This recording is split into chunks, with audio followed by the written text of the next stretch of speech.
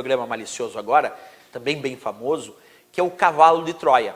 O cavalo de Troia, que também pode ser chamado de Trojan ou Trojan Horse.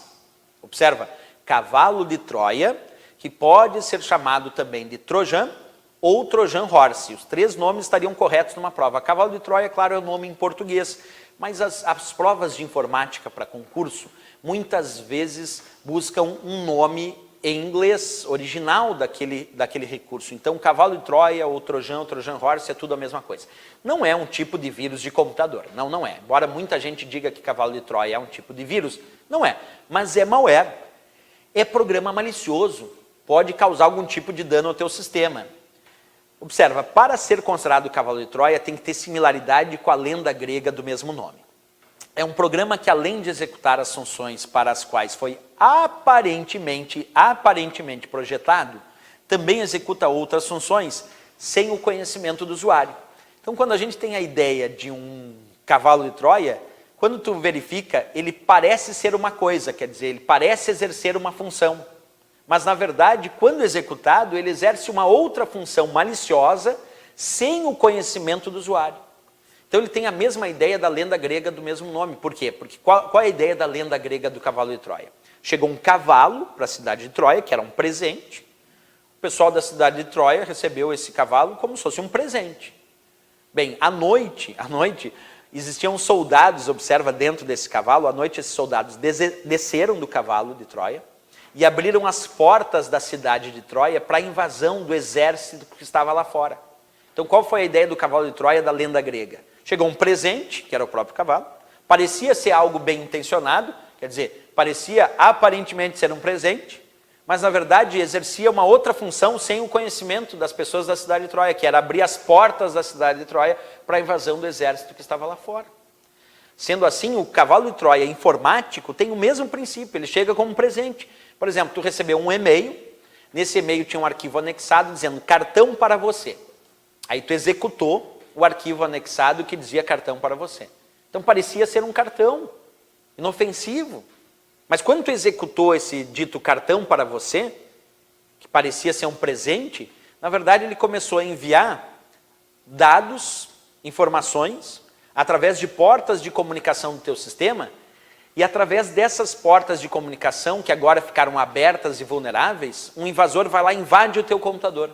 Nesse meu exemplo de cavalo de Troia, ele chegou aparentando ser uma coisa, um cartão, parecia ser algo benéfico, bem intencionado, mas na verdade queria abrir as portas do meu computador para a invasão de um hacker ou de um cracker. Não tem que cuidar muito essa história quando a gente fala sobre o cavalo de Troia. Ele aparenta ser algo bem intencionado, mas na verdade quer exercer uma função sem o conhecimento e sem o consentimento do usuário. Como, por exemplo, abrir as portas do teu computador para invasão. Por isso mesmo foi chamado de cavalo de Troia, Trojan Horse. Agora, muito importante saber que ele não é vírus de computador. O cavalo de Troia ele não se propaga. Ele não cria cópias de si mesmo, sozinho. Então ele não tem as características de vírus de computador.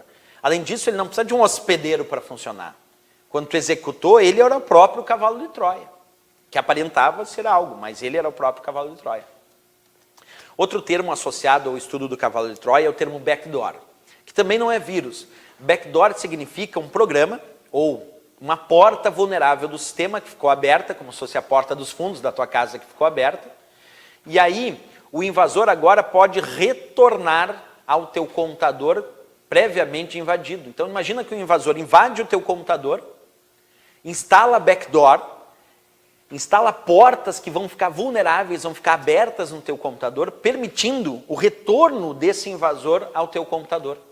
Então, o cara invadiu a primeira vez o teu computador, instalou backdoor, e depois, agora que tem backdoor instalado, que são essas portas abertas e vulneráveis no teu sistema, ele, quando desejar, volta a invadir o teu computador de novo, porque agora tem backdoor instalado, assegurando o retorno deste invasor ao computador comprometido. Vamos ler então a ideia de backdoor. Permite o retorno de um invasor a um computador comprometido. Essa é a ideia teórica que nós temos sobre o termo backdoor. Muito importante perceber isso, né? Uma porta vulnerável do sistema. Ok? Bem, seguindo ainda a baila do estudo dos nossos programas maliciosos, também tem rootkit. Rootkit não é a mesma coisa que backdoor. Rootkit também assegura que o invasor pode retornar a um sistema comprometido, só que de maneira diferente. Rootkit não é um programa só. Rootkit é um conjunto de programas, por isso kit é um conjunto de programas administrativos, por isso root, é um conjunto de programas de raiz administrativos, que se instalado no teu computador, esse conjunto de programas, esse rootkit, o invasor também pode agora ter mais facilidades para invadir o teu computador. Então muitas vezes um invasor invade o teu computador e instala um conjunto de programas, não só um programa como backdoor, um conjunto de programas que assegura que esse mal intencionado pode acessar agora remotamente o teu computador no momento que ele quiser. Isso a gente chama de rootkit. É como se ele instalasse um conjunto de programas no teu computador para que agora ele possa ter poderes administrativos sobre o teu computador. Quer dizer, como se ele fosse ele é o mal intencionado, mas como se ele fosse o administrador desse computador, podendo agora ditar e realizar tarefas no teu computador como administrador. Isso é um perigo. Imagina, alguém invade o teu computador, além de invadir, coloca um conjunto de programas que transforma esse invasor como se ele fosse o administrador do teu computador. E a partir daí ele começa a fazer atividades mal intencionadas no teu computador. Essa é a ideia do rootkit. Então, primeiro, para ser rootkit, tem que ser um conjunto de programas. Não pode ser um programa só, tem que ser um conjunto de programas. E que permite e assegura manter a presença de um invasor em um computador comprometido. Porque ele se transforma, esse invasor, como se fosse o administrador do teu sistema. É um administrador mal intencionado, é verdade, mas que instalou um programa, um conjunto de programas chamado rootkit, que assegura que ele permaneça nesse computador, inclusive como se fosse um administrador, tomando as rédeas e as normas do que vai acontecer naquele teu computador, naquele sistema, de forma mal intencionada, é claro. Porque a intenção dele aqui é instalar esse conjunto de programas para conseguir permanecer invadindo o teu computador, quase como se fosse a ideia de ser o próprio administrador desse sistema. Por isso foi chamado aqui de rootkit, que é esse conjunto de programas maliciosos. Olá, alunos! Nós vamos começar agora a nossa aula falando sobre os golpes na internet. Bem, existe uma grande diferença quando nós falamos sobre programas maliciosos, os chamados malware, e os golpes na internet. Porque quando eu cito o termo malware, tem que ser um programa malicioso, um programa mal intencionado, um programa que tem a intenção de causar algum dano ao sistema. Mas quando eu cito golpes na internet, não precisa ser necessariamente um programa de computador.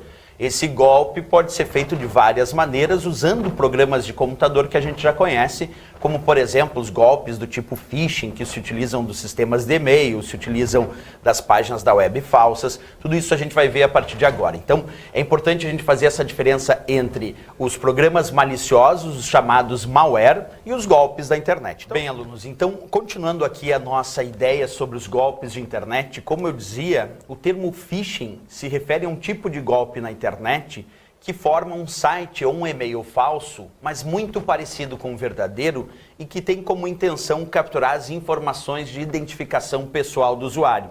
Então é muito importante a gente saber diferenciar. Phishing não é malware, mas é uma atividade mal intencionada, é uma atividade maliciosa que forma um e-mail ou um site falso e sempre com a intenção de capturar informações de identificação pessoal. Outro ponto importante em relação ao phishing é que ele tem que ser parecido com o site verdadeiro. Quer dizer, não basta ser um site falso, não basta ser um e-mail falso, mas tem que ser parecido com o verdadeiro para justamente convencer o usuário de que aquele seria de fato o site verdadeiro, quando na verdade é o site falso e só tinha intenção de capturar as informações de identificação pessoal daquele usuário. Aí temos a ideia do phishing.